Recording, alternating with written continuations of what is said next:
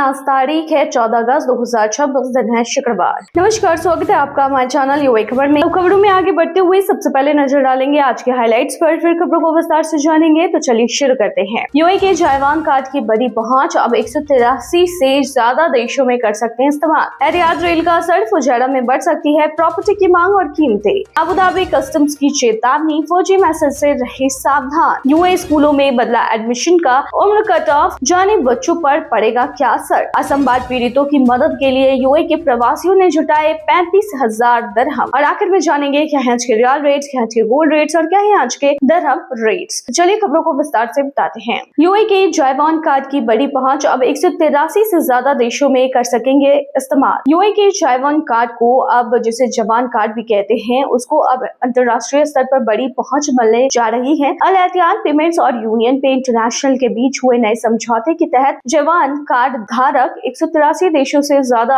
और क्षेत्रों में अपने कार्ड का इस्तेमाल कर सकेंगे। इससे यूए के लोगों के लिए विदेश यात्रा, पर्यटन और अंतर्राष्ट्रीय भुगतान पहले की तुलना में आसान होने की उम्मीद है। समझौते के बाद जायवान कार्ड का इस्तेमाल दुनिया भर में 10 करोड़ से ज्यादा पॉइंट ऑफ सेल लोकेशंस और करीब 18 लाख एटीएम्स पर किया जा सकेगा। यूए के बाहर किए गए जायवान कार्ड लेन देन को यूनियन पे और यूए के नेशनल स्विच के जरिए प्रोसेस किया जाएगा, जिसे अल एहतियात पेमेंट संचालित करता है। ये कदम यूए के घरेलू भुगतान नेटवर्क को अंतर्राष्ट्रीय स्तर पर मजबूत करने के साथ साथ क्रॉस बॉर्डर पेमेंट्स को आसान बनाने की दिशा में अहम माना जा रहा है। जायवान और यूनियन पे के बीच पहले से जारी साझेदारी को भी इस समझौते से आगे बढ़ाया गया है। यूए के वित्तीय संस्थान पहले से जायवान यूनियन पे को बैच कार्ड्स जारी कर रहे हैं, जिनके घरेलू लेन देन जायवान नेटवर्क और अंतर्राष्ट्रीय लेन देन यूनियन पे नेटवर्क के जरिए प्रोसेस किए जाते हैं। बता दें कि एहतियात रेल का असर, फुजैरा में बढ़ सकती है प्रॉपर्टी की मांग और कीमतें। आपको बता दें एहतियात रेल का असर देखने को मिल रहा है। एहतियात रेल की पैसेंजर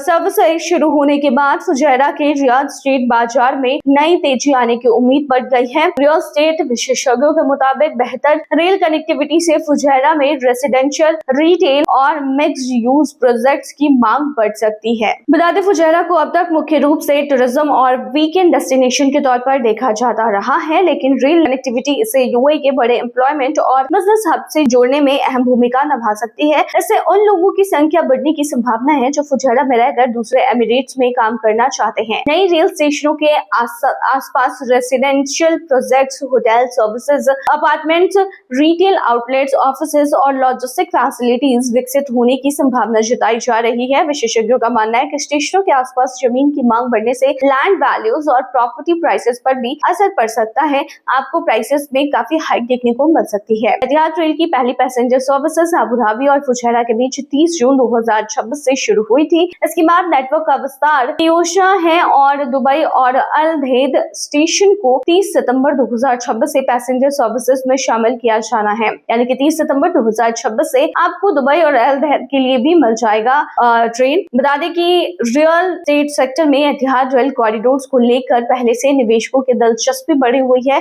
बेहतर कनेक्टिविटी वाले इलाकों में आने वाले वर्षों में प्रॉपर्टी डिमांड और रेंटल वैल्यूज में बढ़ोतरी देखने को मिल सकती है, तो इसके लिए आपको तैयार रहना पड़ेगा। अबू धाबी कस्टम्स की चेतावनी, फौजी मैसेज को लेकर किया है अलर्ट जारी। आपको बता दें कि अबू धाबी कस्टम्स ने लोगों को चेतावनी जारी की है। अबू धाबी कस्टम्स ने यूए के निवासियों को उनके नाम पर ऑनलाइन फैलाए जा रहे एक फौजी मैसेज को लेकर चेतावनी जारी की है। अधिकारियों के मुताबिक ये जो मैसेज है वो official customs hold notice custom tariff classification required harmonise system शीर्षक से प्रसारित किया जा रहा है और इसमें लोगों से संदिग्ध लिंक खोलने या व्यक्तिगत जानकारी साझा करने के लिए कहा जा रहा है।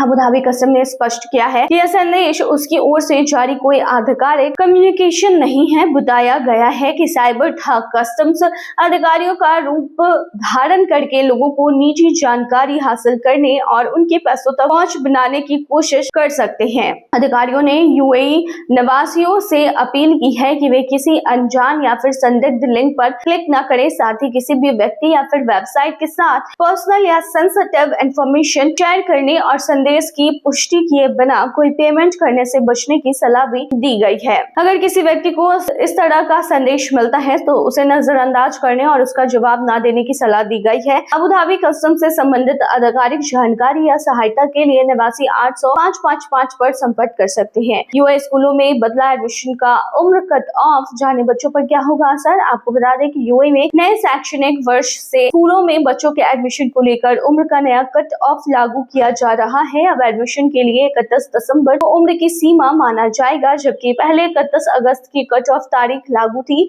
बता दें इस बदलाव का असर खास तौर पर सितंबर से दिसंबर के बीच जन्मे बच्चों की ग्रेड प्लेसमेंट पर पड़ सकता है। नए नियमों के तहत स्कूल बच्चों की उम्र के साथ साथ उनकी स्कूल रेडीनेस पर भी ध्यान देंगे। इसमें बच्चे की कम्युनिकेशन स्किल्स, इंडिपेंडेंस, सोशल और इमोशनल डेवलपमेंट तथा सीखने के माहौल के लिए उसकी तैयारी का आंकलन किया जाएगा। बता दें खास तौर पर 1 सितंबर से 31 दिसंबर 2022 के बीच जन्मे बच्चों के लिए ट्रांजिशनल व्यवस्था के तहत FS1 या फिर FS2 में जगह मिल सकती है। हालांकि अंतिम फैसला स्कूल के रेडीनेस असेसमेंट और अभिभावक की सहमति के आधार पर किया जाएगा। विशेषज्ञों का कहना है कि बच्चों का माता पिता से आसानी से अलग होना, अपनी जरूरतें बता पाना, भावनाओं को संभालना, दूसरे बच्चों के साथ घुलना मिलना और बुनियादी सेल्फ केयर करना स्कूल शुरू करने की तैयारी के महत्वपूर्ण संकेत हैं।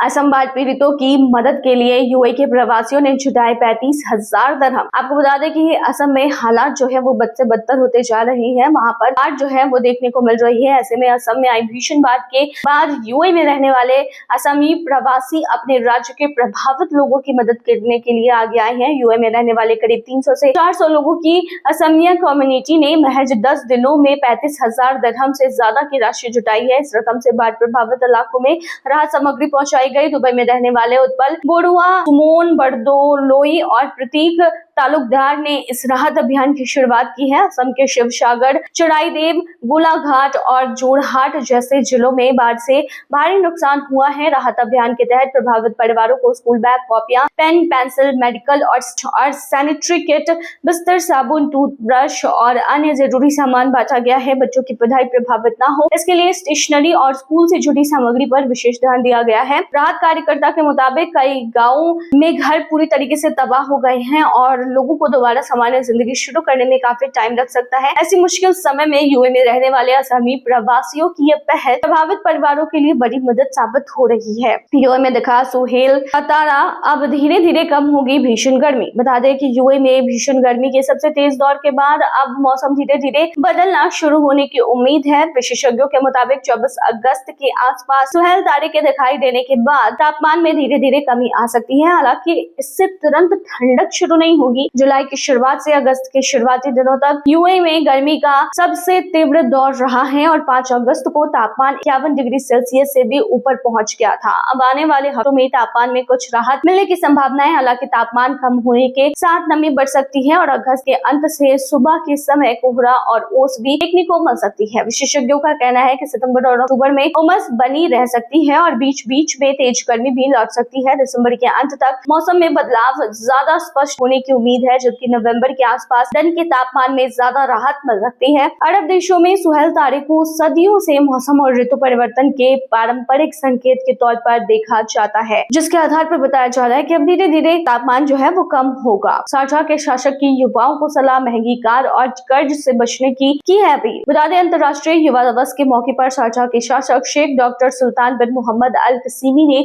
युवाओं को शिक्षा, करियर और भविष्य पर ध्यान देने की सलाह दी है। उन्होंने युवाओं से महंगी कार खरीदने और दिखावे के लिए कर्ज या फिर भारी किस्तों में फंसने से बचने की अपील की है। उन्होंने कहा है कि करियर की शुरुआत में युवाओं को अपनी आर्थिक स्थिति के अनुसार खर्च करना चाहिए और पहले अपने करियर, परिवार और घर को मजबूत बनाने पर ध्यान देना चाहिए। शेख सुल्तान ने शिक्षा को युवाओं की सफलता का अहम आधार बताते हुए diploma, higher diploma, master degree और PhD जैसे उच्च शिक्षा हासिल करने पर जोर दिया है। उन्होंने युवाओं से लगातार सीखने और अपने ज्ञान संस्थान को मजबूत करने की अपील की है। शारजाह में शिक्षा को बढ़ावा देने के लिए अर्ली चाइल्डहुड सेंटर स्थापित करने की योजना भी बनाई जा रही है। इसके अलावा 2026-27 शैक्षणिक वर्ष के लिए सरकारी नर्सरी में दाखिले में पिछले साल के मुकाबले 18% बढ़ोतरी को मंजूरी दी गई है। वहीं शेख डॉक्टर सुल्तान ने अल-कासिमिया यूनिवर्सिटी में विभिन्न देशों के छात्रों के लिए 470 स्कॉलरशिप को भी मंजूरी दी है। चलिए अब आखिर में जानते हैं क्या है आज के रियल रेट्स, क्या आज के गोल्ड रेट्स और क्या है आज के दिरहम रेट। शुरू करेंगे रियल रेट से।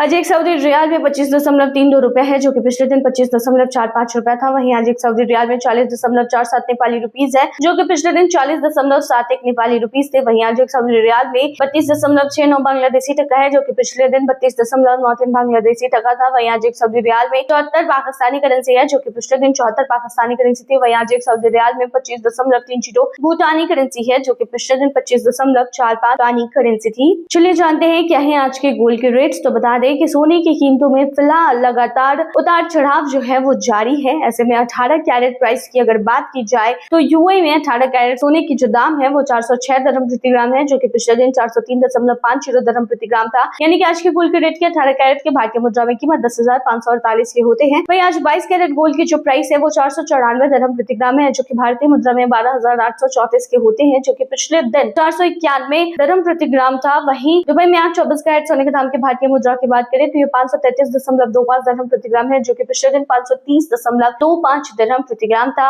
वहीं आज 24 कैरेट सोने के दाम के भारतीय मुद्रा की बात करें तो आज ये 13,854 के होते हैं। चलिए अब आखिर में जानते हैं क्या है आज के दिरहम रेट। बता दें कि आज एक यूएई दिरहम के मुकाबले 25.98 रुपए है, जो कि पिछले दिन 25.96 रुपया था। वहीं आज एक यूएई दिरहम में 41.53 नेपाली रुपीज है, जो कि पिछले दिन 41.56 नेपाली रुपीज थे। वहीं आज एक यूएई दिरहम में 33.55 बांग्लादेशी टका है, जो कि पिछले दिन 33.60 बांग्लादेशी टका था। वहीं आज एक यूएई दिरहम में 75.63 पाकिस्तानी करेंसी है, जो कि पिछले दिन 75.63 पाकिस्तानी करेंसी थी। वहीं आज एक यूएई दिरहम में 25.96 भूटानी करेंसी है, जो कि पिछले दिन 25.96 भूटानी करेंसी थी। ये थी आज की तमाम बुलेटिन। बने रहिए ऐसी तमाम खबरों के लिए हमारे चैनल पर।